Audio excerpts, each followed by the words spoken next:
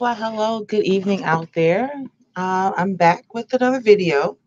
So, tonight we are just going to watch a few clips from this recent video by Yvette Carnell.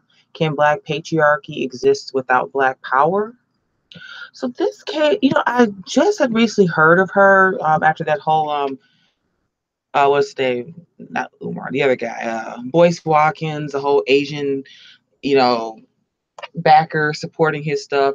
So I'm kind of new to her work and to her channel.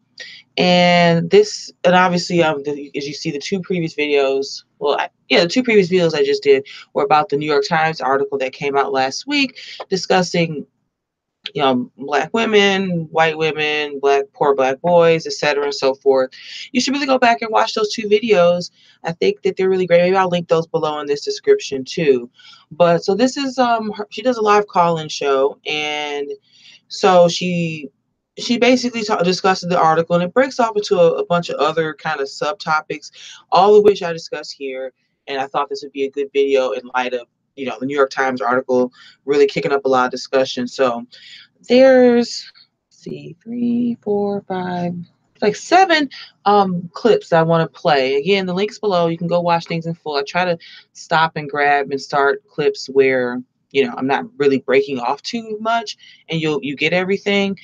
So if you really want to go back for the full context, I'll try to keep it concise so you see everything. But sometimes these kind of videos, you feel like you lose a little bit because people are jumping around. But anywho, so let's just get started. So basically, she kind of had her lead in. We're at the 31 and a half minute mark here. And the book that you see on the left-hand side, The Man Not, with Tommy J. Curry, is actually the author, and he's a professor at some university, I think in Texas. I looked him up briefly.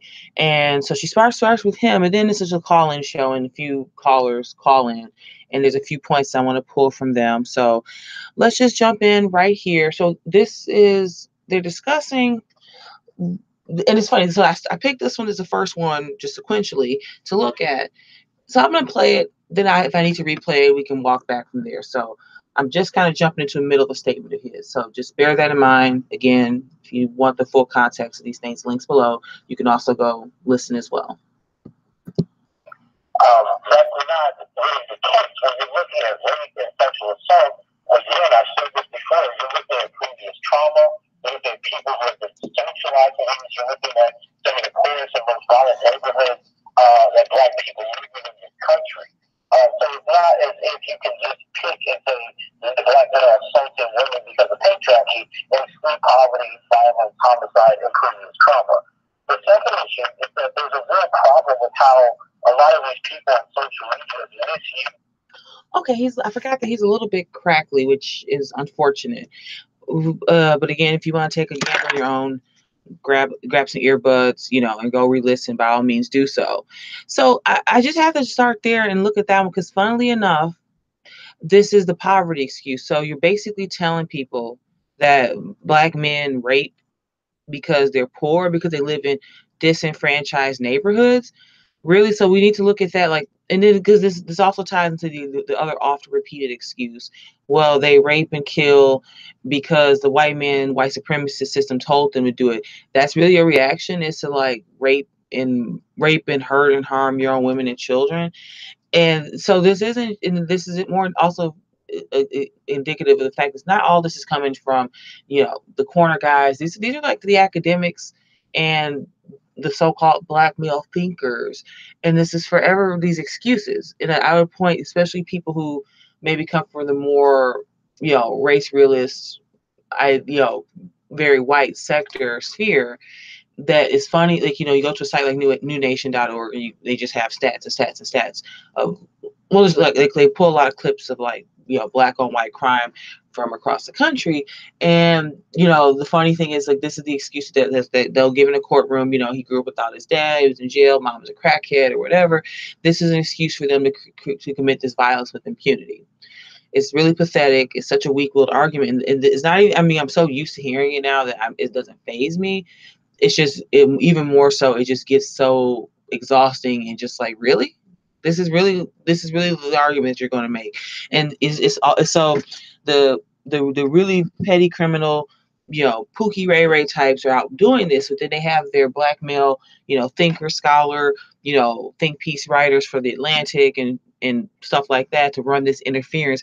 They do it because of the poverty and the history of slavery and the white supremacy, blah, blah, blah, blah, blah. So let's move on to the next bit a little further in. Let me just play that and then we can walk back from there.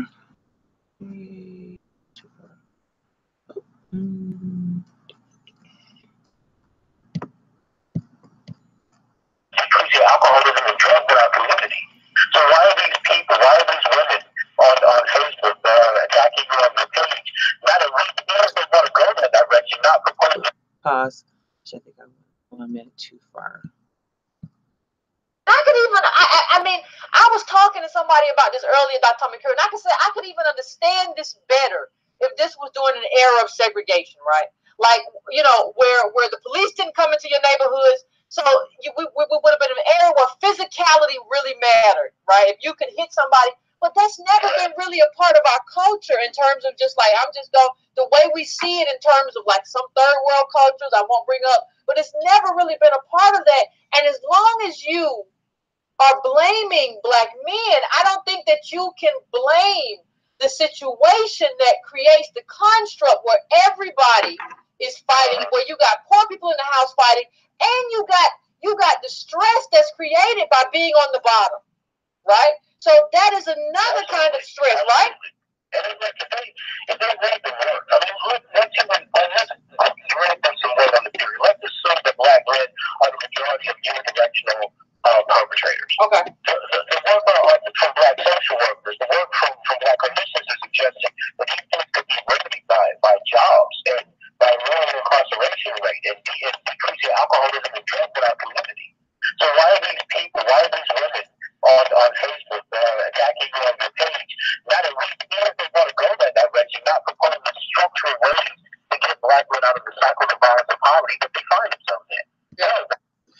Okay, so we'll stop there. A couple of things. So first, just kind of leading into where she started before he went to his point. This whole, the stress created by the poverty and being on the bottom. And I just thought this, like, we as a race of black people, particularly in America, in a collective sense, we kind of have taken on this celebratory aspect of celebrating bottom culture. So I'm not trying to repeat some normie conservative type point, about, they celebrate this in the rap and the hip hop and the hippity hop. It's that, but it's also like, I was just thinking that some reason that the refrain from, I can't remember who's singing that song. I got 5 on it, and about and then there's that song by Johnny something. These last $2. It's fine. I was thinking such a my grandmother's era type of song. But anyway, so the stress of being poor and on the bottom is why they beat and kill each other up. And then shit within the black poor family. Okay. Whatever. So with him, the 3 things he mentioned: jobs, incarceration rates, drug and alcohol. When we're first regarding the jobs, more jobs. And funnily enough, she has another video about, you can probably see it right here peeking out in the recommendations. Conservative black pathology masquerading as black empowerment. So that kind of already very skeptical, kind of that's kind of typical black, average black person standoffishness about conservatism or Republican Party, right, is inherent right there in the title. And I watched a little bit of the vid, but I may watch it later, probably not. But so more jobs. Well, they need jobs. So do you think, just like I mentioned before in the New York Times article, this idea that black men and black people collectively have this, especially now in this past week with the New York Times study, then the Brookings Institute study that came as a follow-up. There's all this discussion about the black man, his job rates, he just can't get nowhere. And then, like, as I've stated previously at length in my 2 other videos, the funny turn of this now is they're trying to, again, that they've already got on the black women heroines, black women in feminism. It's funny. So this is the new, this has been there for a bit. I just didn't think I'd see it be kind of deified in the New York Times, but that doesn't surprise me. This idea that they just need more jobs. Like, so it's twofold. Like, it's the white man just going to walk around with jobs in a box and just start handing them out. And evil white man is just not walking around with his box full of jobs to hand out to black people like cookies or something. and they just need more jobs and need to get them, need to create them, need to make them. One of the I have the chat replay closed on this, but I saw that like, well, some of these blacks, they celebrate having a job more than degrees and creating jobs. Like, not everyone is self-employed. And even in that last video, I think I put up with the black man talking about black women, their degrees and all that, whatever it is.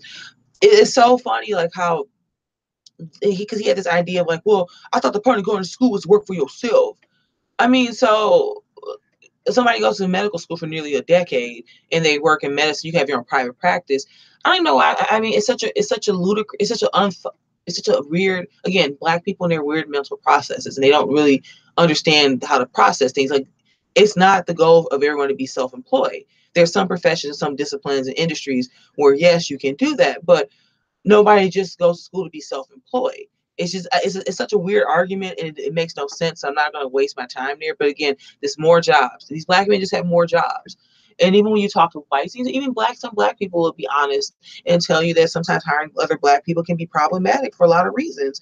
And then I think it'll come up in one of the clips I'm going to play later. But the whole, the black women, they'll hire a black woman first because, they see her as more this and that and agreeable. And I'm just like pulling my hair out. Well, yes, because again, we take race completely out of this. People tend to find women more agreeable. It's funny, I was seeing that Jordan Peterson, he goes to that whole kind of breakdown between the difference between men and women in the workplace. So then, yes, someone probably would rather hire a black woman versus a black man, not because of some preferential thing for black women versus black men, but people tend to hire women. And I was even thinking on a bigger macro past 50, 70 year societal change, post New Deal, the kind of, it's kind of old school conservatism. I'm thinking of an anthology that I read that I had in college, I still have, and they describe the rise of the managerial state. And then you see, that kind of comes out of the New Deal and then kind of bleeds into when we get into the 60s and a lot of the social changes and a lot more service sector jobs, the expansion of the federal government, and also and then that kind of bleeds into the state, municipal and city governments, and a lot of jobs that where women can do that, they require like just certain skill sets that are open to women. And it's not some conspiracy. And again, nobody's going to walk around and just hand you out jobs. Anyway, that'll probably come up again later on in the next clip. The second thing, the lower incarceration rates. I believe I said this previously too, but I'll repeat again. I'm not going to repeat this like a million times, because you can't like not talk to most black people, and that's men and women in these spheres, without them regurgitating this. And we can argue, because I can have a very libertarian, constitutional, 10th Amendment argument about rights and law and what's really a crime. And that's another discussion of times. That's not the discussion I'm trying to have here as it relates to black people and this oft repeated nonsense. You would have higher incarceration rates if you guys weren't committing crimes. It's not like there's a bunch of like white men walking around with nets and just throwing you into jail. Like, the way we talk about this is so disembodied, and just again, like, there's something sometimes odd with black people, particularly black males, in these topics, but black women too. And they talk about this as if, and again, I think I'm gonna have to do this tonight finally, because I think this will be the cornerstone video I can direct people to. It's an article by Jedediah Braun, Braun, B-R-A-U-N, called, I have a note here because I went and found the article. Damn it.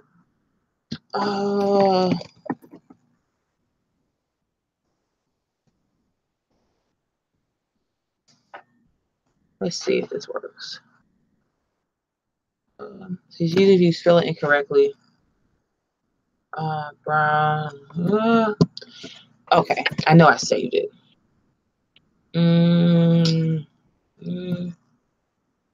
No, it's it's in Mozilla. This is Chrome.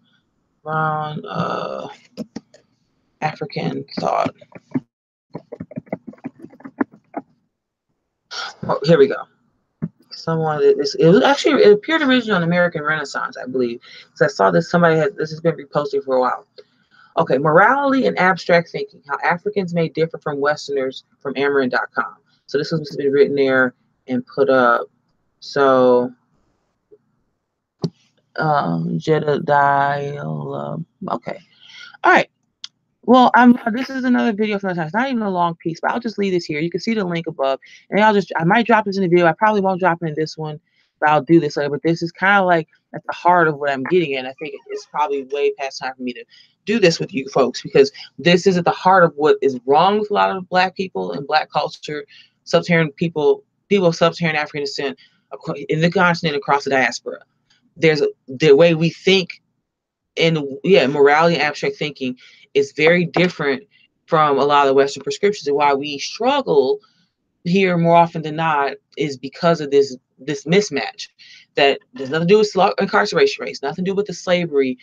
I mean, those are just kind of like byproduct events that happen, and then they have their own push and pull impact on these things that are at the baseline of what a part of the problem is. So anyway, I'm going to finally just read. I'm going to probably read this very slowly in a video. Maybe spend an hour just reading through this and talking this out, because like I read this years ago when I first started reading American Renaissance, and I was like, oh my God, it was one of those kind of light bulbs that go off in your head once you kind of read this, and it gives you this like, okay, here we go. So we can circle jerk about the slavery and incarceration rates all day, like Black people will just do forever. And again, because this is another reason, like I keep thinking this channel is a post-mortem of the Black race. I'm already past post all this, like, we gotta find solutions, and I'm just gonna bash Black men or bash Black women. Yeah, I bet you can get that off of things I say here, and that's fine. But just know that I don't care what happens to fucking Black people at this point. I care about myself and my immediate family and people I know, but I just don't care about the black race in any kind of collective sense. I mean, I think what I'm trying to do in some ways is speak to Black women and Black girls, and yeah, so again, like Black children who are going to probably be left with the fallout of this to some degree or another. But anyway, don't want to go on a tangent and go too far away. But again, I'm going to come back and do a video. I don't know if it's going to be tonight. I want to read it and and generate some thoughts before I do it. But anyway, so last point that he was making here is, so then the lower incarceration rate, you wouldn't be in jail if you weren't committing crimes. It's really that simple. Again, and this is another thing I'm going to probably repeat 50 million times, so I'm blue in the face. My Black ass will be blue in the face. I'm saying this. This whole welfare, feminism, out of wedlock children. If Black men and Black women don't have unprotected sex with people they aren't married to, this problem will be over probably in less than a decade. It's just these simple things. But no, it's a genocide. It's the feminism. So it's again abstract thinking and morality. But this is not even something abstract. It's a very concrete thing. But Black people have all these. They have a problem with abstract thinking when it applies to themselves and just putting things into play. But when you try to tell them something concrete, just like those two things, like don't commit a crime so you don't go to jail, or whatever, then it's like, but no, with the white man system, and they just out here putting us in jail because the color of our skin. No. Anyway, so that's the other point there. So I think that was pretty much it for. Nope, there's one little other bite here. So again, like, we just need these three. They just need these three things for this to stop. And again, like I said, it's a post-mortem, and this is just the thing. The Black men have plenty of time for this to have been figured out, especially in America in our whole recent 50-year history here. One of my founding theses or points of that I have is a marker here is 1990, maybe 2000. Let's just say 2000, because there's a nice divide there between the millenniums. Was the last year the Black man had a chance to have just admitted, hey, or even not admitted it, but just have moved on from certain behaviors and turned things around. We've passed the Rubicon now, and everything now at this point that happens going forward is baked into the cake. So there's no solutions, there's none of this, none of that, and going backwards on this. If you don't want to, the drugs and sorry, I went ahead of myself. But so basically, the whole incarceration rates.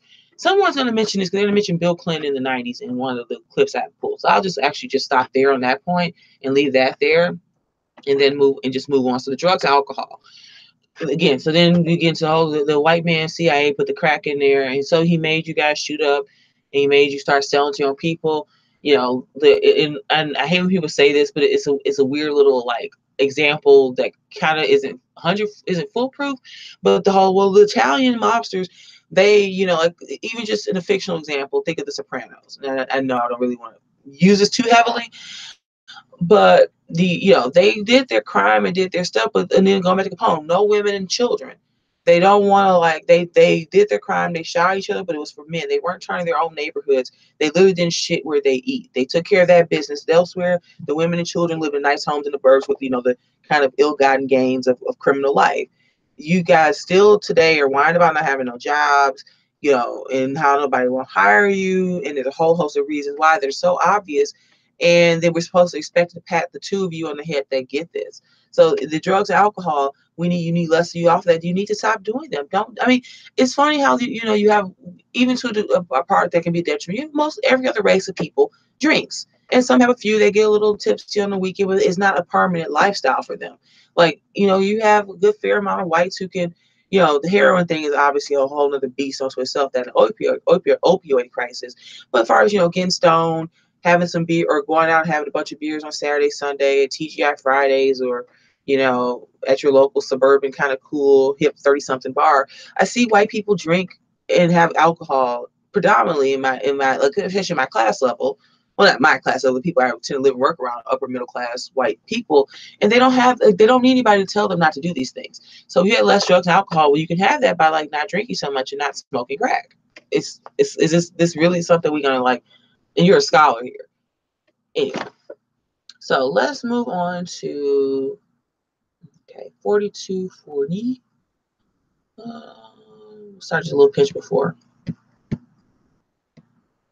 Racialized masculinity has to be taken more seriously, because that's what explains the data. The data is showing us that when you compare the outcomes for Black men and Black women in terms of mortality, in terms of social mobility, in terms of income, in terms of matriculation and education, Black men constantly go towards a downward trend. Ask yourself this question. Go ahead. Black men who are patriarchs falling below women if the idea that these Blacks should be above the middle class. And what you just said is so important. You said maleness and Blackness is worse. Like, there's this idea, and that was the whole theory of like affirmative action or whatever, double dip. Like, it's worse to be female and Black. Like, when you put these two things together, it's worse. But it's all. She goes into something else that I wasn't going to cover. I let that run a little bit longer than I would have liked. So first, now the kind of heart of this whole talking this video is about they get into Black feminism, and you saw about Black male patriarchy, and I kind of agree. I agree with them on the sense that it is a little bit problematic the way that it's been used. Like, they're using patriarchy in this very kind of feminist studies 101 kind of framework that just says that basically defines men and overarchingness of how men run and rule the world, and so that is a little bit problematic. But so being Black and male is worse, and so the first thing he uses, well, mortality rates. Well, we take race out the picture. Women on average tend to live longer than men. And I think I may have mentioned this before in the other video. I saw the notes here from the New York Times one. You can find that. So I made a point. I think a good one. Okay.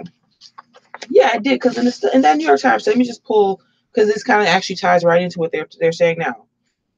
Oh, and see, here you go. It's not just that being Black, but being male that has been hyper stereotyped in this negative way, in which we've made Black men scary, intimidating, with a propensity towards violence. Now.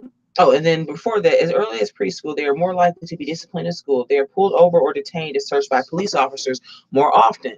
So the side note that I made is no license, tail light, disobeying laws, speeding, men take more risk. So the harder that, and then I just had a little asterisk that says Dennis the Menace. Boys and men tend to take more risk, and women tend to be less risk at first. If the way men, we take race out of, tend to want to go punch each other to settle dispute. Women tend to be more passive. We'll talk all kinds of crazy madness about each other behind each other's backs. We'll call the other girl fat, maybe a little hair pull and slap it. But for the most part, women just don't take the same risks that men do, completely removing race from it. So we tie that back into mortality rates. Well, if you that really, I don't know what they call it, like playing chicken with cars. Guys used to like. They had, I don't know if it's more fiction, because you saw it in the movie Rebel Without a Cause, and then you see the spoof. Remember that Paula Abdul song Push? I love that song when I was a kid. I remember the videos of her and Keanu Reeves, and they do a spoof of that, where like it's a spoof of that movie, and they're doing the run where the girl like throws down the gun, the guys drive, and whoever ducks first before they hit the cliff or whatever. So things like that, we don't you don't see women doing that. You get Thelma and Louise thing at the end, and they just drive off the cliff, but that's a little bit more of a different context. But anyway, men and women take different risks. So that would explain some of the reason that Black women live longer than Black men. Men tend to live less years. Women tend to live longer than men on average across races. Like, even think of like a lot of insurance types, all types of health insurance. life insurance, etc., built in with that premise alone that women tend to live longer. I mean, now I think you can't price differently necessarily because of that to some degree, but that is a factor in how people look at even, health and medicine.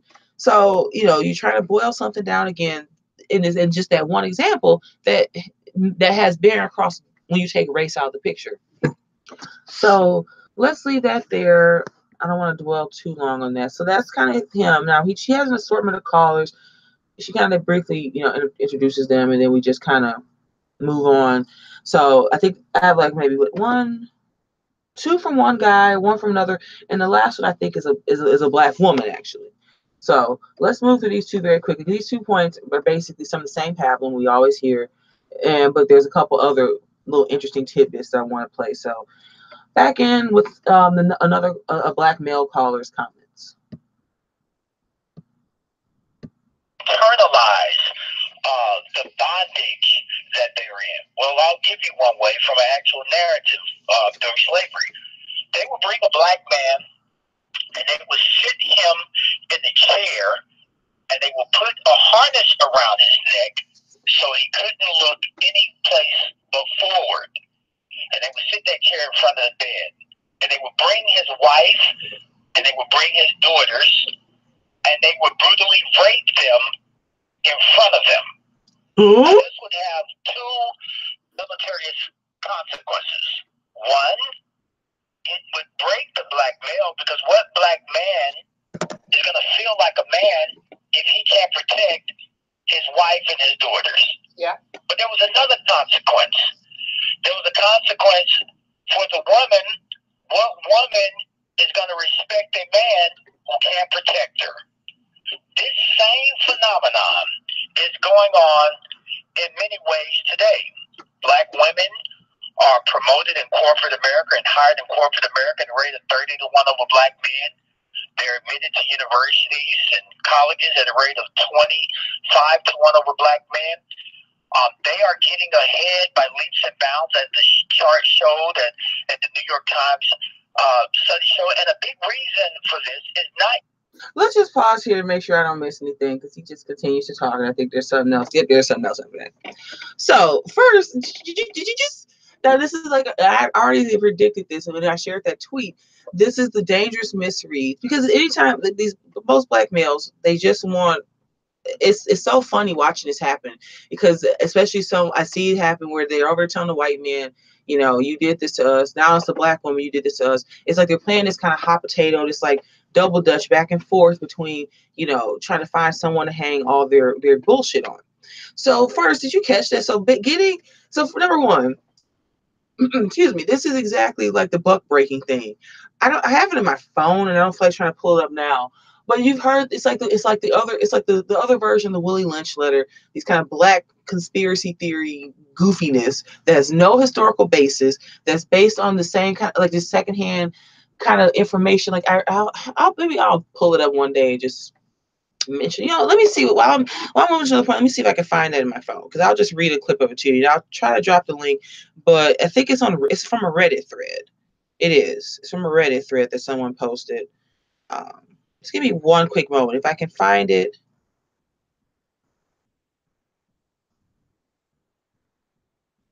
Reddit. Yeah. Okay, here it is. I found it pretty easy. So Google search. I just Google search buck breaking Reddit. And I'm just going to pull this up. And I'm going to read the whole thing because it's pretty lengthy.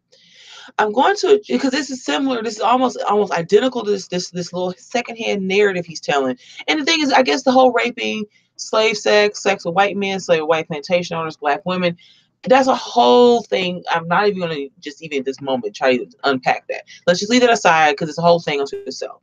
But to specifically sit here and just help us accept this story, this poor, you saw her face jump like, oh my God. And she doesn't even ever ask him for any proof. Because this is these narratives that because black people just like to tell stories. And there's being descended from a race of people that had no written languages and a lot of hand-me-down stories and storytelling. This is like so now, especially in the Western world, the diaspora for 500 years, you can comparatively see how things like this do not square well for us, but it's been with us for so long. It's in our genetic code. And I'm not removing myself from that. I'm probably just as much a part of that as well. And so, sometimes I know I'm saying things that seem, I don't. It's not am I being harsh. I just should all maybe start to iterate that, like, I'm not separate. I'm a black woman, sub-Saharan African descent, born and raised in American, born and raised in America. Hobby.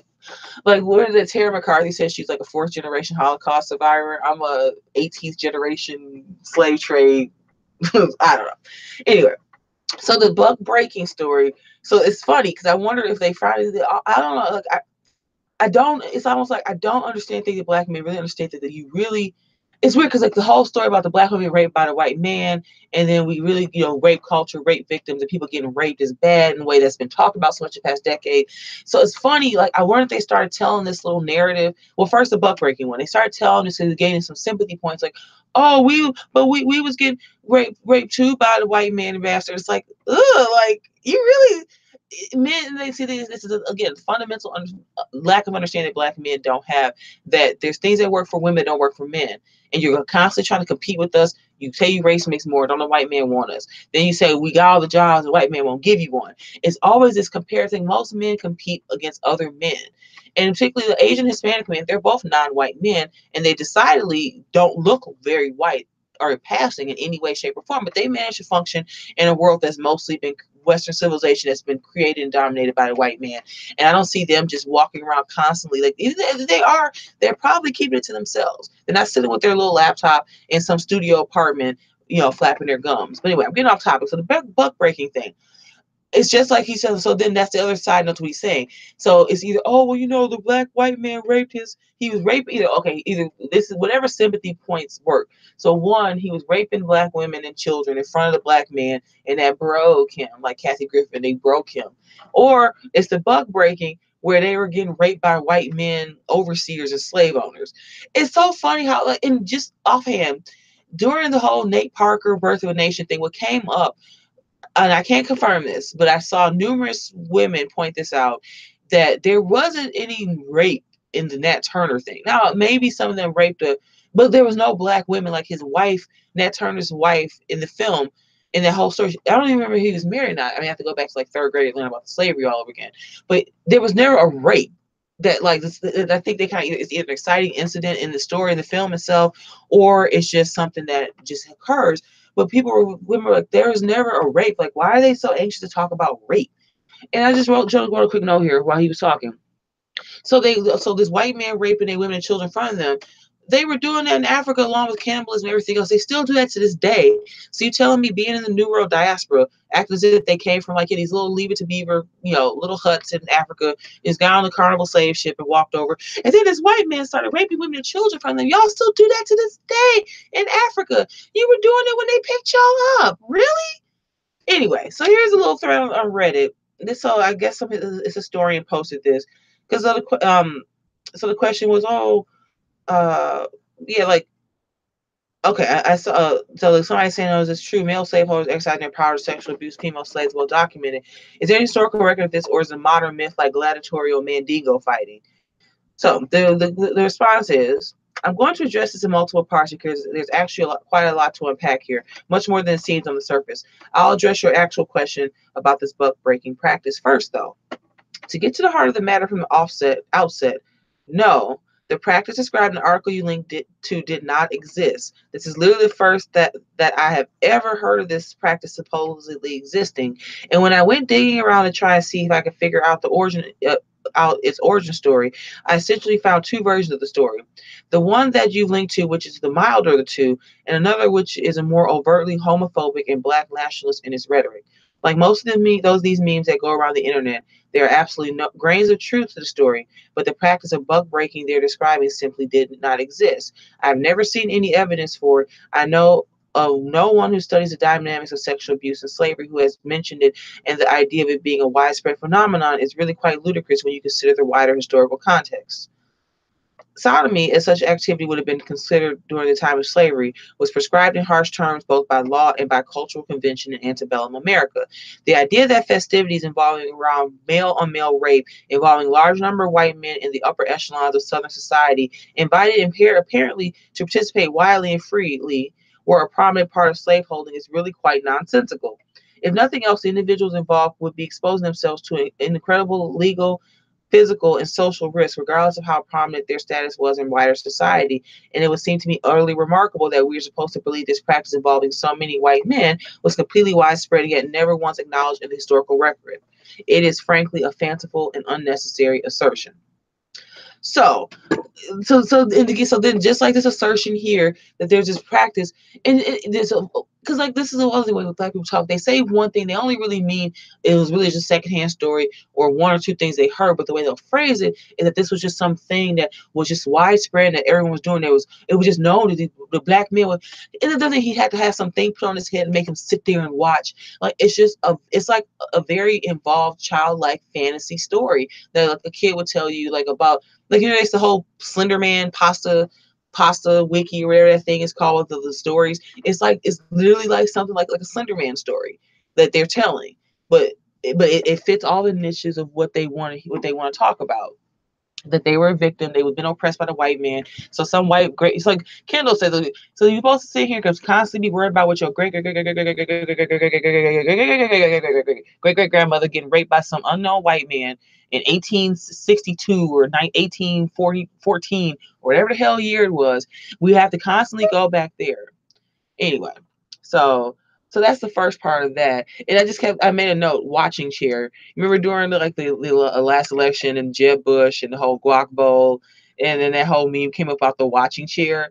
So like the black male in his watching chair watching while the white man, raped his wife and daughters in front of him. Okay, sure. But did you catch that? Getting raped by a white man allegedly, while he's sat in his watching chair in 1814 is the same as in 2014. You're getting a job promotion from a white man. Really? Again, like this is why, that's why the New York Times and all this stuff is so dangerous. It's because again, the lack of abstract thinking and the understanding of how to think about the world around them, and not just like they talk about confirmation bias all the time. Black people are a walking example of people who seek confirmation bias to anything they believe or they want to latch on to. But anyway, let's keep moving through this clip. Just the consequence of slavery and what I just, our little psychological experiment there, but also because the white feminists won. This is very important. So you're going to go into this, but the white feminists won. These men are so, and like, this is the stuff I'm going to talk about just onto itself. It'll probably be an hour-long video, but I'm going to lay this here. White feminism, and in the way that they envision it, and especially you consider the amount of Jewish women, so I like to say it's white and Jewish women's feminism of the third wave that coincides in the years leading prior to, but mostly into like the late 50s, going through the 60s and 70s, as it moves through the culture. So they never seem to ever want to say or suggest is that, which I'm completely throwing out here, that white women's feminism that they say they hate so much is the same feminism that allowed white women to, individually, but also the culture change to get white women from up under their daddy's boot and allow them to open their legs to black men. The feminist ideas and movements, women, claiming their own sexual power, legal power in the workforce, basically some of the cultural stigma around race mixing and being in interracial dating and marriage and child producing, particularly between blacks and whites. If that had not occurred in that era, and white women's feminism had not come along, you would not have the same type of setup we have now, where white women, that feminism they hate so much, freed up white women to race mix with them, to date them, to marry them. You can't, and I said it's a lot to unpack, but that's what they always seem to conveniently leave out of this. They hate white women. I left a comment on someone's video, like an annex video. They hate the white women's feminism because they put the black father out the home and black women signed up with the feminism. But they love the white women's feminism because it gave them a way to integrate between the white women's thighs. There you go. And that's really long and short of it. But they'll never talk about that and contextualize the fact that social norms change for white women that allowed them to make different sexual choices and life choices that would have been more dictated by their father and by just basically the white men in their family, their familial structure. So, they never really talk about that with the white woman's feminism, though. But anywho, we'll keep going. The argument that is going on today goes all the way back to Frederick Douglass and Susan B. Anthony and Elizabeth Cady Stanton when they were, involved in their feminist movement. And Frederick Douglass said, you are trying to pit black men against black women and co-opt them for your movement. Oh, They actually succeeded in that.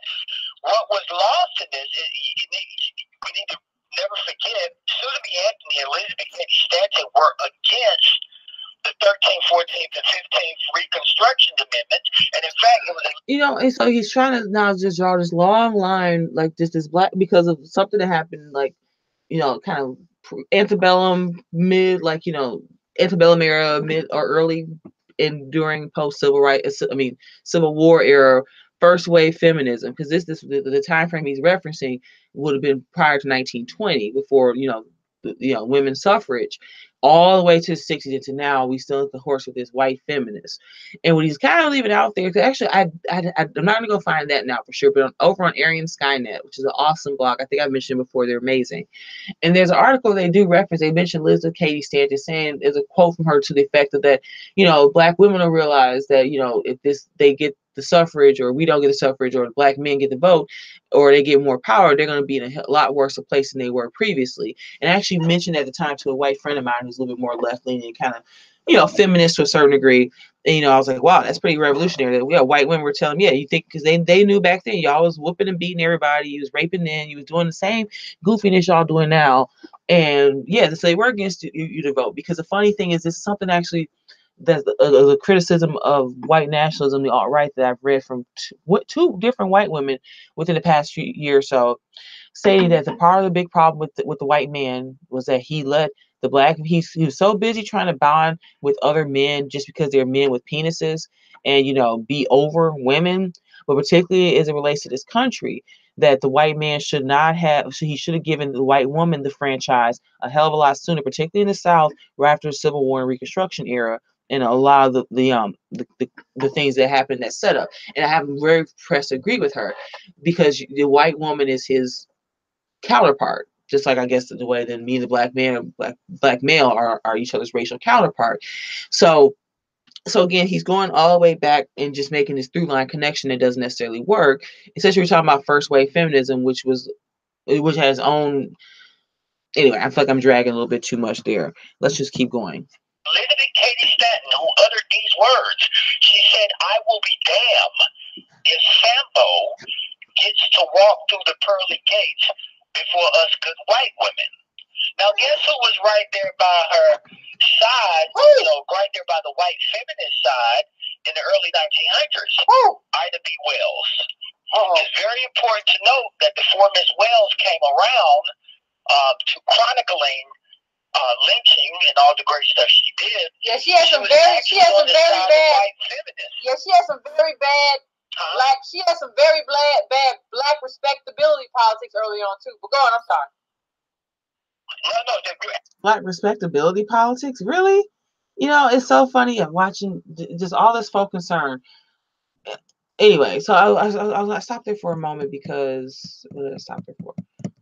I don't remember. Let's keep going. Absolutely correct. She actually thought when first, question brought to her about all the black men being falsely accused of rape, I can't remember the exact words, but it was something to the effect that, well, maybe they deserved it. And it was only after a serious argument between her and some of the other black male early civil rights people that she began to come around and to see this as a horror against black men.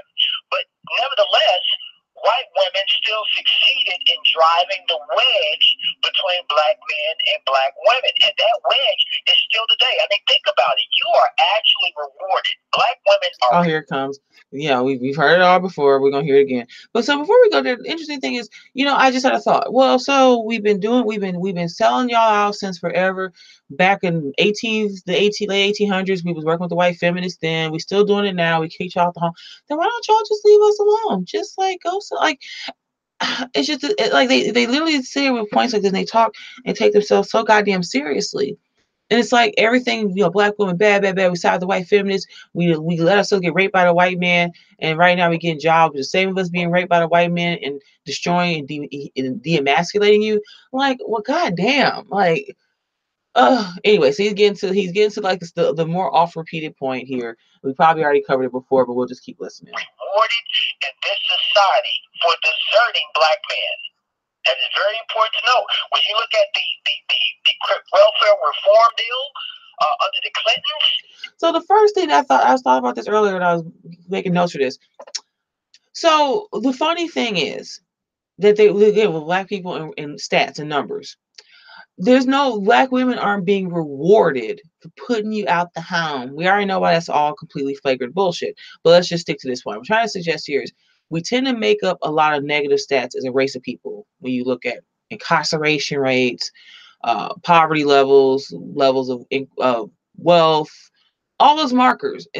We fit the bill of a people that would be on some type of social welfare. So this funny he says this is just black women rewarded for. So the white woman who's in, I don't know, New York or West Virginia or Florida or something, is she like getting rewarded for leaving the white man? Most of these metrics and these social programs, which we can debate, should they exist or not? Should they be reformed? Should they be changed? That's a whole nother discussion. And I'm willing to have that discussion because I actually do honestly think a lot of them need to be either destroyed or reformed, something. But you're sitting here saying we were rewarded for putting you out the home. Again, another lie. And I linked this below because this is our Feminism and Welfare to Cause of Broken Homes with it's a CNG video, and it's really good. I was very surprised. I like to make a video saying, like, I think it's interesting to listen to Cynthia G now and even Chrissy, because I'm kind of more from the the KSC, Simone, Kendall, that whole Isadora. I'm definitely from that camp. But now that I've kind of been through the year or two with them and all these different thoughts and what have you, I can now kind of go back. And then also you're hearing them change because you can hear in their voice how exasperated they're getting. Because you can sit here and be pro-black and love the black man, but all day in these comment sections, they'll argue with you, backbiting, this excuse, that excuse, the deflection, the gaslighting and the deflection. Like, I don't even care about the rape stats anymore. It's almost like them molesting us, them killing, shooting people, playing Knockout King, being a subject of almost every Colin Flaherty video. It doesn't even really bother me as much anymore. It's the deflection and just the willful deceit at this point. That's what makes you exhausted. I mean, I don't have to, I'm not I mean, nah, I'm not really saying that the way I want to say it, but yeah, I'll just leave that there. But this is a good video about the feminism, welfare, broken homes. I'm going to do a video just on this. It's 20 minutes and it's just brilliant. And I was just very pleased, with the both of these. I don't have, it's not about having the same viewpoints, people. There's plenty of people I don't agree with that I discuss, but they just both made some great points. And Advise show does his usual black male song and dance, tap dancing, away from the issue at hand to deflect, go to something else. But anyway, so this is oft repeated. The black woman put the white man out the home for wicked welfare. And so without any contextualization, so nobody's rewarded for it. We happen to make up negative stats. That's especially post 1960s, a great society. We make up enough of those markers where we qualify for WIC, for welfare, for this and for that and the third. It's not that the society is rewarding black women. They just happen to fit a lot of the negative markers. They tend to have they tend to be having unprotected sex with men they're not married to, and then also the same for black men. And they have children. First is one, then maybe it's two if you're lucky nowadays. You should be there 3, 4, 5, 6. But that's another thing people got to stop. They got to leave that whole welfare queen with 8 kids behind them. Black women, most people stopped having as many children. But anyway, I didn't mean to digress on that too much. But yeah, so we're not being rewarded. We just happen to make up a lot more than negative stats that we occupy along with your black ass in this country in terms of poverty, criminality, income levels, all that stuff, and so when they phrase it that way, that's what it's not even just the accusation anymore. I'm now to the point of really trying to dissect how they're phrasing this and why they're using certain terms, and that they're not accounting for a whole host of other factors involved. And that really bugs me. Nobody's rewarding black women for doing anything. Again, I think I made this point in the comment. So this black woman is really so great to kick the black man out the home. Maybe someone that she actually loves. So what a black woman, she's not any other woman who doesn't want to be loved, respected, admired, protected, by a man, particularly, someone her race, her racial counterpart, and bear his children and live in a happy home. She wants to go to bed in a cold bed by herself with 3 kids to take care of and pretty much manage all on her own. Maybe you pop up on the weekends, or it's funny. I think I mentioned my white friend has a white girlfriend who has a baby by some black male. It's a whole story right there, girl. But she mentioned to me, oh, he thinks he's doing such a good job. He went and bought her a pair of Nikes, and I started laughing. And she's definitely not a race realist like me. And I'm like, See, they think they're doing something right. So then, even that kind of black male fatherhood, where they're in the picture, they know you, you know them.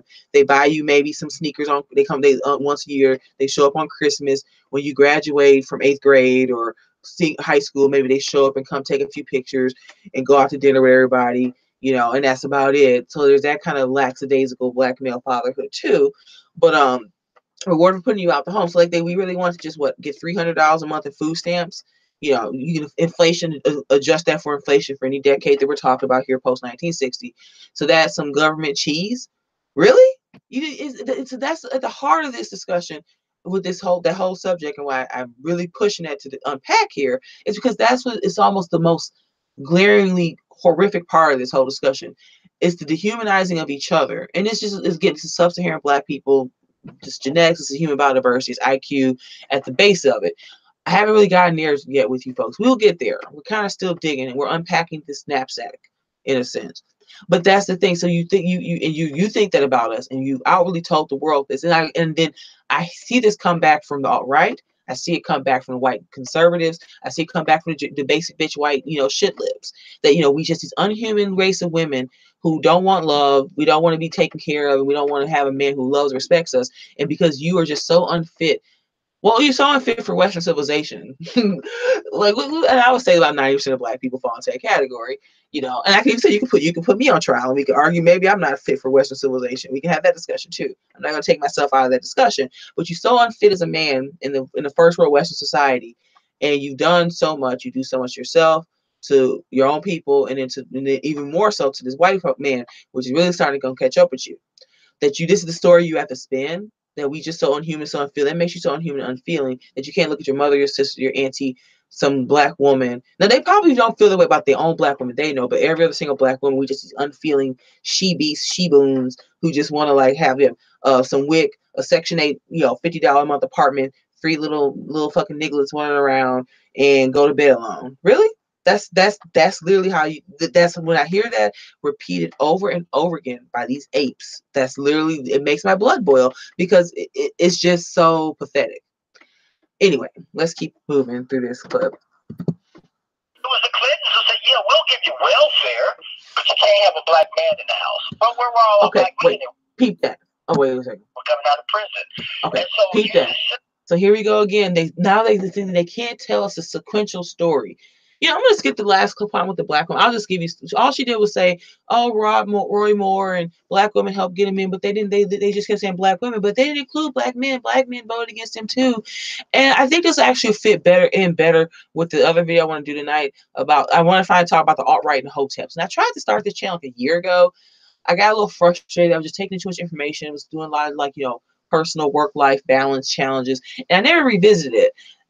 So I think maybe I'll save that point for that one. But so basically, so then you see how he's colluding the narrative here. Now, it was always the 1960s LBJ, in the 1960s in the feminism, and then we kicked the black man out the home. I just find it really funny how he said, well, oh, it started with Clinton. So wait a minute, y'all was all in the home in the 60s, 70s, and 80s, but then in 1992, 1995, that's when Bill Clinton introduced the welfare and told y'all brothers had to get out the home. And then even give himself away by saying, just for the follow, well, the brothers didn't have nowhere to go because they was coming out of jail. Oh, really? Could that be a reason why the fathers ain't in the home? Yeah, because too many, again, y'all high incarceration and rate having ass. A lot of y'all not in the home because y'all in the fucking jail, nigga. God damn. At a certain point, it makes you want to pull your hair out. So they can't keep the story straight. They can't tell a sequential story. You basically just admitted that you don't know what you're doing and what you're talking about because you keep changing the narrative. So I thought it all started in the 60s. And that's when they gave out the welfare. Because the funny thing with Bill Clinton welfare reform, to the large degree that I understand it, is that they were sick of the just kind of open-ended welfare. You have a kid, get a check, blah blah blah. The welfare reform became one of the big things I was tied to employment or actively looking for employment. And I've known black people kind of dodge this scam. You just go ask for a bunch of applications, you fill them out, show up, here and there where you can just prove that you're looking for a job. And the other part of the welfare reform, I think that was one of the key ones.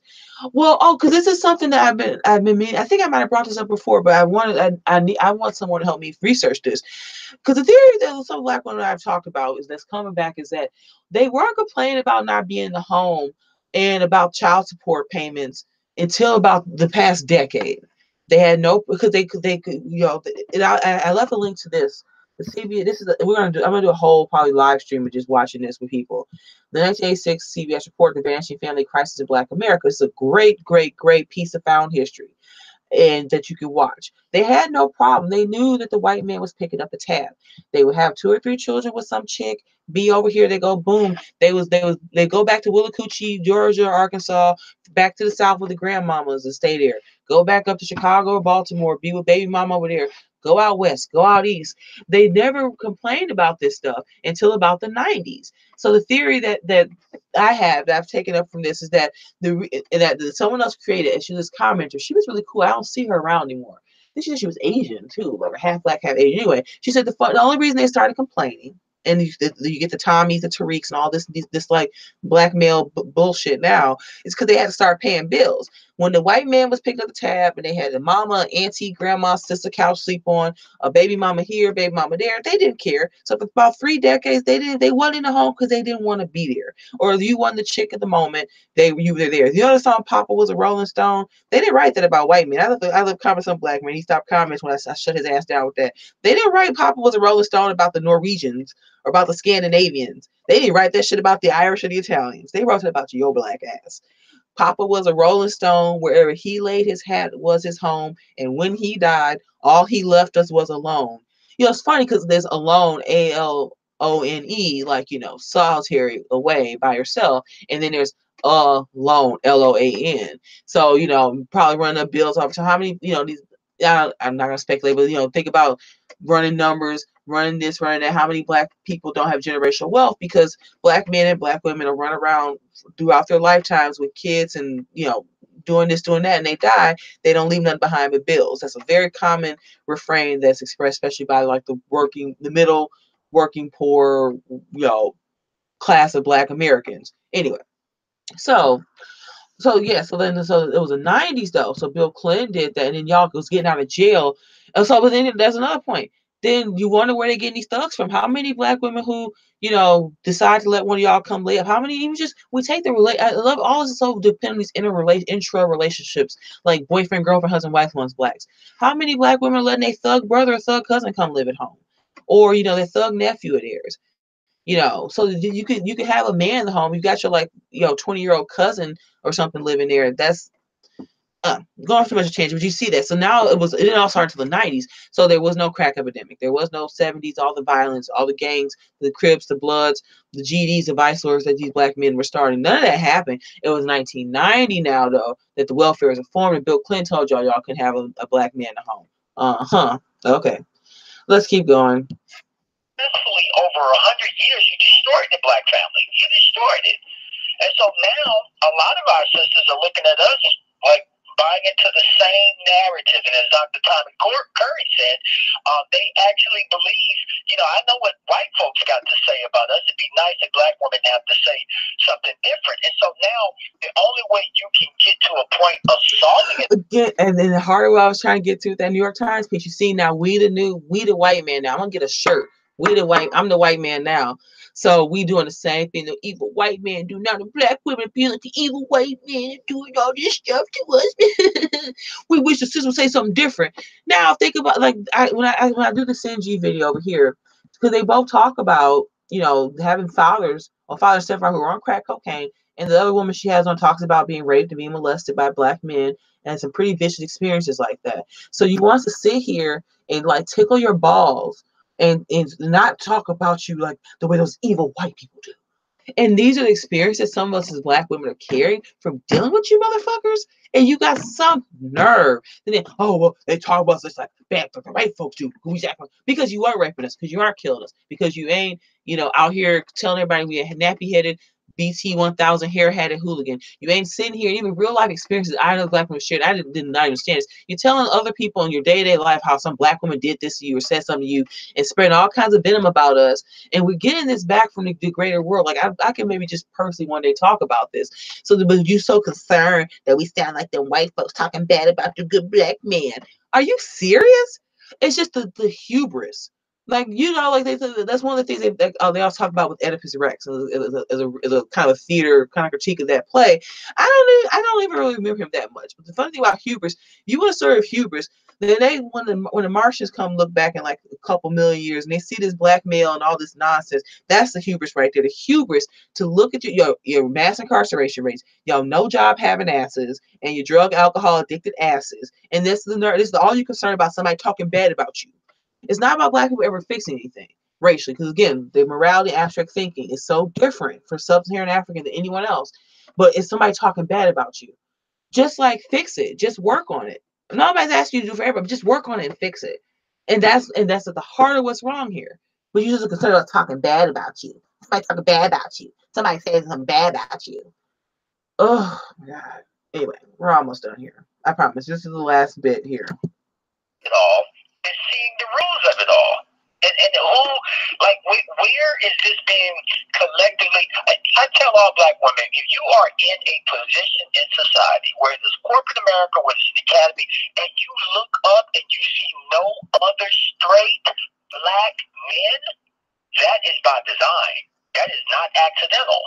And so when the black women say, where are all the good black men, that is a question they should be posing to their superiors who are hiring them and not us. Oh, but then she gonna go her little tangent. It's basically the same thing. So what? Okay. So no, for me personally, I will not be. It's funny. I have in the place I work in one of the the department I'm in has I call them unicorns to myself. I can't tell anybody else, obviously. They're a black married couple. And I don't know them very well. I know they have a child. They have one child together. I know. I don't have any other children, either previously together, or whatever. I know they have one child specifically, and they both wear wedding rings. They're not like one of these long-term fiance. They have the same last name. Because that's my second suspicion. Because there's one thing too that these black folks are telling you. These whitey, especially whitey, you listen to. Sometimes these blacks they lying, because even when they don't want to get married, they'll be fiancés for a million years. I always remember that looking back as a kid. I always found it odd. Well, especially as I got older, I started to understand white people and understand white culture, white society, mostly more white middle class ways of living and existing. I thought back all these weddings of people who were like 18 and 20 or under the age of 30 primarily, if not close to 25, getting married. Most of the weddings I went to with a black child in a predominantly black city, black area, black people we knew, they all had children already. And they've been together for years. Like they will date and date. Like I have these distant relatives. They've been dating and known each other. He's divorced, and she had no children at all, never. He had 2 from his first marriage. They dated from I was born in 1985. They dated from then all the way into they got married in 2010. And I guess I don't get too sidetracked there, but so we gotta ask them why y'all not there. So I know there are black men who work and who are straight. So if you get to some high corporate, they all just homos. Like, what kind of homo bashing weird shit is that? What does that even have to do with anything? Well, they all by design by who? So we're just hiring gay black men to just be places it's I don't even know what to do with that. Like, I don't even understand what he's even trying to get at or suggest. Where the good black men are. No, you already told us. The earlier black men, y'all all in jail. You got drug and alcohol problems. You don't have no jobs. You're not there because, like you said, like the white men rather just when he has his box of jobs that he walks around with, he just gives them to us. He just reaches in these boxes and pulls out jobs, and he's just not giving them to you. So it's, yeah, I guess you're right. In a way, coming full circle from the beginning of this video, the guy, like I said, yeah, because they don't they're not getting the jobs because we're getting all of them. And so yeah, so then that falls and leads into itself. Then don't ask about why they're not there, black woman. You gotta, they can't make it there on their own, and they missed getting handed out jobs. Maybe they should go take the white man and ask them why you don't hire them, and they just hand the jobs to us. I don't know. So we gotta ask our boss, cause she gonna say, let's just finish it out with what she says. Oh, Alexander, you know what it? That is a Let's just finish it, question. because then we go. When you say where are thank you, I appreciate you. Oh my goodness. He said that is a Alexander said that is a question. When you ask where are the good black men, that is a question you should be posing to your superiors and not other black men. You should be. Girl, you done said it all. So I ain't supposed to ask the black man how he can't stay out of jail, why he can't finish high school, why he can't do what even the most working class, working poor white, Asian, Hispanic men do. If the college game isn't for them by going to corporate America. And this is the thing too, we keep talking about corporate America and like everybody's got it, like it's like the way, like in Tyler Perry movies especially, all the black people have these fancy jobs. They're like a lawyer, because everybody knows a lawyer is a white collar, 6-figure job, and we don't have to really say much more. Or like a lot of those like white black sitcoms of the past decades or two. They all got they all have like a MacBook computer and they sit in an office. You don't know what they do, you just know it's like white collar and they probably make at least 6 figures. So we're so focused on that, like this. It's like the way, like I sometimes said, black people just have this mental game of like this childlike way of playing dress up. They see a white person in a suit doing something, and that's what they want to do. They don't understand like what it takes to do it, what type of job it is, the specifics, the nuances of it. It's just white people in nice suits and clothes making 6 figures. It's like when your kids put on like your certain tie and goof off around the house and carry your briefcase around. They don't really understand conceptually what's going on. It's just childlike imagination play. But so I'm not supposed to ask him. Again, he told me all his negative stats. He in poverty. He from poor black neighborhoods. He can't, stop shooting himself. He can't stop shooting himself and other black men. But I'm supposed to go ask my white employer, who hired me based on my resume, my expertise, the things that I do, and contribute. Ask her why he ain't working here. Do you see how ludicrous this is? I think I've already talked long enough on this one. But so this is what they want you to do. So that study from New York Times last week, and that's when I first read it. I was like, oh no. And that's what's so dangerous now about it, because the setup they're trying to do now they know that the white man don't really care, and they never really concerned about taking him out or doing anything. And this, so that's with all writers, white national identitarian types, I hope will start listening, and maybe you'll probably come after the channel changes into the other couple directions. You'll come back to older videos like this. But this is kind of like part of the reason I want to have this conversation with y'all. There's no race war. There's no black man come to take out the white man and, all this stuff. He's not going to become a black nationalist and build nothing or do nothing. So the setup now is like, he knows that's the case, but now the Saxon is beginning to hate, and he don't care anymore. And they're not going to they're not going to keep holding your hand. And as they start to move away from the whole kind of Colin and little black man, you get these desperate pieces like the New York Times put out there, but he's so poor, and when you do something, woo! But then we go look at the stats, it's like, well, it's all things he's doing to himself and to other black men that keeps him there. So I guess I'm trying to fit a lot of little points in here on this one. So we got to go ask our white employer why a straight black man isn't there. Where's his resume? Can we maybe, since most of them are raceless, that's something they're forgetting too. It's not like people just go, like, you don't put your race on a resume application. How many of you are applying to these white corporate America jobs? How many of you have, in this country right now, probably for the past decade especially, if not the past 20 years, you need to have a bachelor degree to pretty much do anything. It's a whole lot of exceptions, but primarily and again, I have a lot of problems with that too. I have a bachelor's degree, and I think it's kind of bullshit. My college experience is kind of bullshit. But there's nothing stopping you from being in these places except yourselves. You're not there because you don't want to be there, because I think it's genetics. I think it's IQ. I think overwhelmingly a good chunk of you just really aren't that bright. And then too many of you are in jail. You won't stop being Pookies and Ray Rays killing each other. And then if we separate that as half of black men, we just write them out as equation. We're left another 50% divided 2 quarters.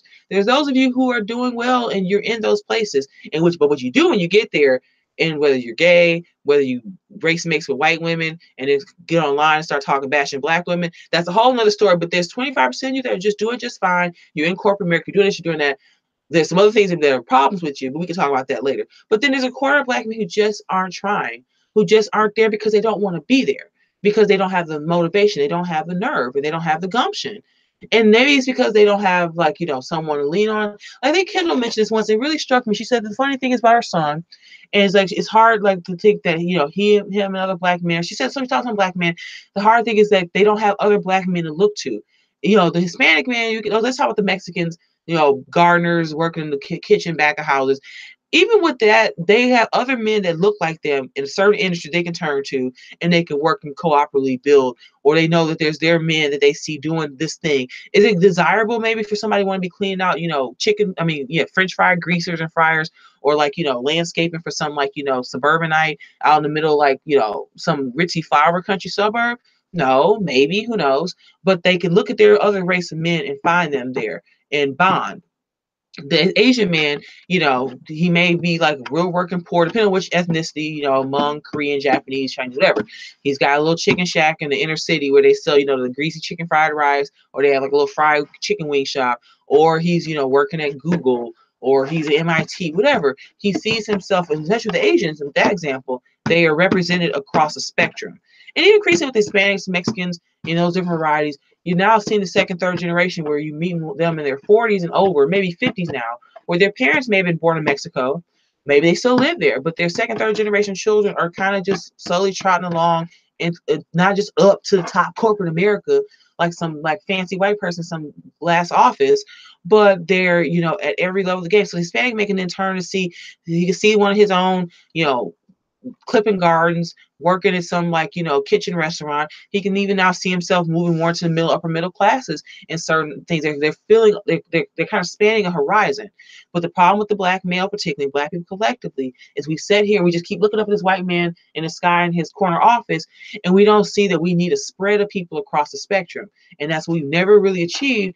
And it's too late. And it's not ever going to happen in collective sense. Again, it's a post-mortem channel. I'm not here to talk about how black people fix or do anything. I'm just here to, like, kind of stare at the wreckage and see, well, yeah, back in, like almost like a museum curator. Well, this piece of evidence from this sociological group in 1965, when this happened, when 2000 or 10 or so, when all these niggas came on YouTube and social media started talking about how black women, BT 1000 here had the hooligans, they stank, they breath stank, they pussy stank, they children is ugly little baby kid niggers. That was a moment when half of black women don't get it, they don't care, or they get it and they think it's funny, so they do the same thing. But then in the second half, black women, a quarter of them are like just kind of in this flux, and they hear it and they know something's off.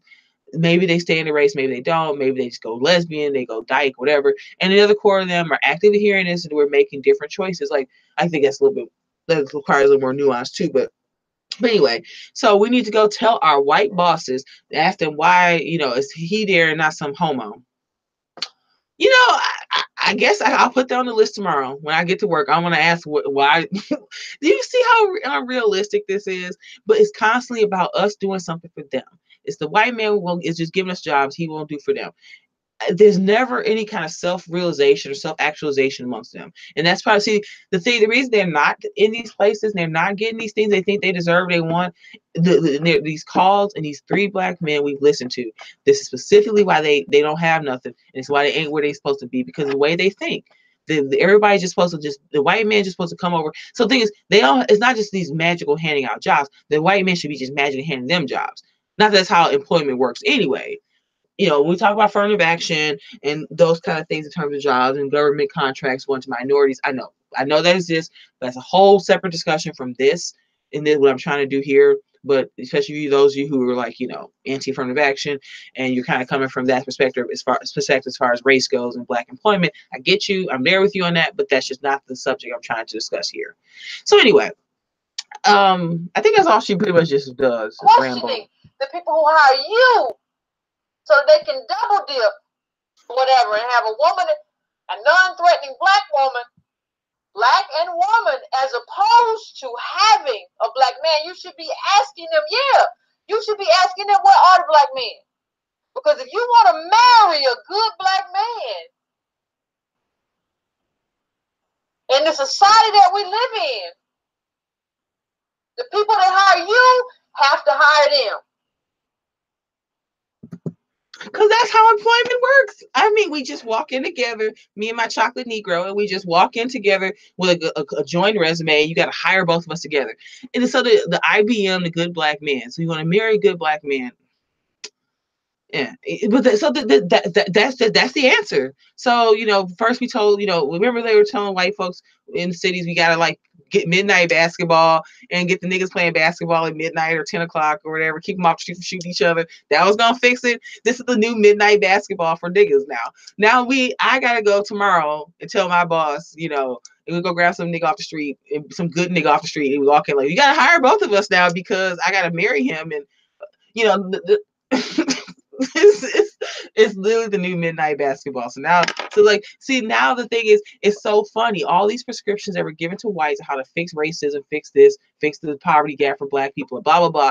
Now it's slowly shifting on what black women are supposed to be doing. So now that the white man's ear turns more deaf, you see the rise of the alt-right, you see the kind of the rise of the Trump era, this change in tone amongst whites about race, about how they feel about this kind of black-white relationship is changing, and the Saxon is beginning to hate. So now they're gonna turn around and look at us as black women. What you doing? And what you gonna do? You gonna help us do this? When you gonna give us a job and ask us? So now we the white man now. See they know again. The white man, it don't play. He ain't about to play this stuff, but they know most gullible ass black women will sit here and the same chick who wear the Black Lives Matter shirt to work. The black male, he ain't. Anyway, that's a tangent, going onto a tangent. Because I got some kind of, you ramble so much. I mean, I've admitted that I ramble. I have a lot of thoughts about these things. This is a new channel, and I'm just trying to make punchy stuff. Maybe one day I can hire a video person, an editor. I might do that. But these are just videos of me talking and kind of going over different issues and subjects and just shooting it off, So I do go into tangents, but I'm usually making up kind of supplemental points and counterpoints. So if you listen and then maybe pause, oh, I didn't really get that, but you just kind of go back and take a little listen. But funny, they were both from black men. Is a comment. So it's that same kind of like shape where you just kind of rambling. I mean, it's so funny. Black people in general. I had some snarky ass black woman comments already too. They said it's passive aggressive slickness that black people have sometimes. It makes me want to slap most of them, and I can't deal with that. At least with most whites, they just say but then you get kind of autistic, white on a lot of these message boards and channels that get. But theirs is just more direct. It's not the weird kind of malice that black people tend to have, and then it's just also them compensating for their lack of ability to reason or to think. But anyway, so I think I'll leave that there. So this was just I'm looking forward to more of the fallout from this article and just ways that you're gonna start seeing the tone continue to change. But the funny thing is, this would have worked. I'm gonna leave it here at this point. This would have worked maybe had they not come to social media, like Kendall said, they doxed themselves. And if they hadn't come and started talking about, they hate black women, they gonna go marry them a white woman, they going to Brazil, and then on top of that, black women stank, they this, they that, they all fat, obese, she-boons. Then the sympathy card might have worked had you not come and done this. And y'all got so big for y'all britches after Obama got elected, and y'all really just started talking all out of pocket, talking out y'all neck. And now, in the post-Trump era, and then the rise of the alt-right, and it's kind of like changing white attitudes in certain social pockets, y'all really gonna start to feel this. You pissed off the one person that was y'all ally. I've seen plenty of black women say this online, and I'm like, yeah, I mean, even for someone like me who never wanted to be romantically involved in any of you or really date one of you, I was about up until maybe back, I would say at least maybe past 2 years. I was one of those black women like, yeah, but we're black. If you're a good black guy, you're a good black person, you're black conservative, back when I was more of a conservative, that's cool, great. I ain't got nothing to say, blah, blah, blah. But then to see just this willful hate, this disrespect, this viciousness, and it's just like, I mean, I wasn't. See, the funny thing is, all this stuff is supposed to be just about the hood rats. It's just about the obese black woman. It's just about the woman with 18 kids living in a shoe. But the funny thing is, those women aren't listening to this stuff. Boom Chic and them don't care. Boom Chic and them on Facebook with their weird Facebook. Black people them weird Facebook name handles. It's like Tanya, Loving the Lord 5000 Jones. They all them weird ghetto. I'm like, why is your Facebook tag like that long? Anyway. Those women aren't listening. They don't care. They're not going to act right. because of some Tommy Suck a Dick video or some Tariq Nasty Man video or any of these other goons. Those people, women aren't listening. Just the way Pookie Ray Ray, even when a lot of black women are right, what you're trying to maybe do is about some of these brothers out here acting plumb fool. Pookie and them ain't listening to y'all on YouTube, and you know it. You know you ain't gonna let these thugs. Kim, so y'all know y'all walking to some of these real thugs out here. Y'all be laying on the street someplace. So those people aren't listening. And we probably as a race, like you don't hear white people on and on about somebody without teeth, committing petty crimes, smoking meth and acting a plumb fool, or some white woman, smoking cigarettes, wear dirty flip flops, running around. They don't talk about those white people all day, every day. They pretty much ignore them and just kind of push them to the margins of their societies. But for black people, we so focused on the people we say are so bad, and that takes up all our attention. But so I guess that was what I was trying to say there without rambling onto a crazy tangent. See things, I at least catch myself and I go, oh, that's kind of a tangent. Let me stop there. I don't just pretend like I'm not doing it or I don't see it. So you can save your comments below just telling me that, because it's just pointless. We could just stop listening if you want to. Anyway, so those women are listening. Women like me who probably, will have an internet connection, people who can pretty much get it, and people who listen to the black women who do work and who aren't those who don't have children, who aren't the boom sheikas. So those black women were the ones listening the past decade, and those are women that you've alienated. So now to watch all this stuff turn back, so the woman that they say with the jobs, they need to go ask the white woman, the white man to like do something for them. It's so messed. It's so funny. And it's hysterical because those are the women y'all have been pissing off for the past decade with all this nonsense online, all this social media crap, all this viciousness. So, those women, so you think those same women now who would listen to y'all beg and moan how we destroyed the family, black women and their hair weaves did 9/11, black women and hair weaves did the Holocaust, all this, now y'all want us to go ask our white bosses to help y'all get a job. It's scary, it's pathetic, it's laughable. I don't know. I think I'm kind of a little bit out of steam here, and I really want to make another video tonight. So let me just leave that here. Thanks for watching. Please like, please share, please subscribe. So yeah, I'll leave that there. I want to come back with some other things. If you listen to this and you're still here, I'm thinking I want to try to get in. Maybe I'll try to do a Sinji one tonight, because I really like that video, and I can kind of talk about why I think, in a way, she and Chrissy. It's weird because we kind of prophesized a year ago that they were going to start to change. You're already starting to hear it, especially the exasperation in her voice. And it's like, yep, sister, you keep all this pro-race, pro-black stuff, but you know what? They just come for, yeah. Anyway, I keep saying I'm like leave. I always do this in interviews. Okay, that's it, guys. But let me tell you about So literally, that's it. I'm gonna go grab a little bourbon, have a smoke, and come back and make another video. So come on back, y'all. You hear? All right. Later.